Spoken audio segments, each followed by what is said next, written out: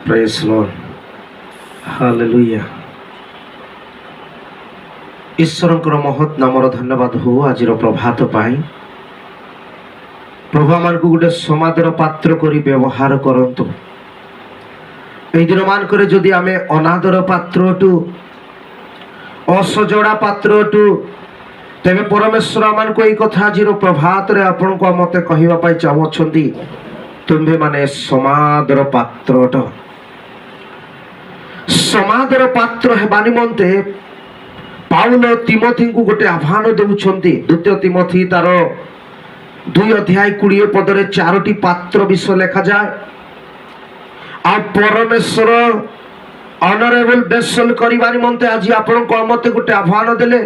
जदि आज समाज रे आपण अनादर पात्र ही जाइछंती, आज समाज रे जदि आपण नेग्लेक्ट ही जाइछंती, आज जदि निराश अछंती, आज जदि भांगी पड़िछंती, आज जदि आपनकर चिंता रे मग्न ही जाइछंती, शारीरिक असुस्थता रे पड़ी जाइछंती, प्रभु आपण को आह्वान दउछंती आमे तुमको समादर पात्र करिबा।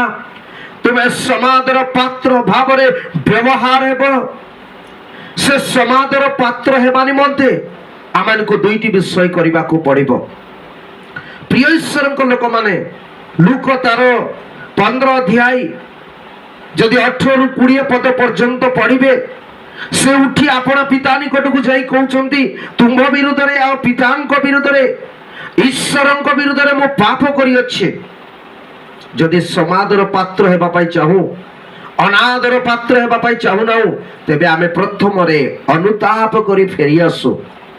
द्वितीय रे आमे जेतेबेले रिपेंट्स करू, कन्फेशन करू, आम पाप को आमे स्वीकार करू, आमे जहा भूल करिछु प्रभु यीशु को रक्त रे आमान को धोई परिष्कार करंतु, तेबे ए जगत रे आमे गुटे समादर पात्र हेबा, ऑनरेबल वेसल हेबा।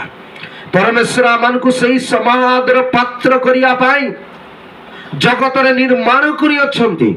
आमे तांको द्वारा सृष्टि अटु, आमे अनादर पात्र हेबा पाई निर्माण करा जाय न। आमान को से व्यवहार पात्र करिया पाई चाहुछंती, आमान को तांकर गौरव सकाशु बढ़ाइबा पाई चाहुछंती। बेले बेले समस्या, बेले बेले दुख, बेले बेले निराश सकाशु आमे अनादर पात्र ही पडू, किंतु से मंगलमय अनुग्रहकारी ईश्वर आजिर प्रभात रे आपण को मते ही कथा कहउछंती तुमे समादर पात्र तो फेरी आस, तुमे समादर पात्र तो मो हस्त रे पड़, तुमे समादर पात्र तो निजर पाप को स्वीकार करिबो निकट को आस। आज कोन आपण चाहुछंती कि से पवित्र ईश्वर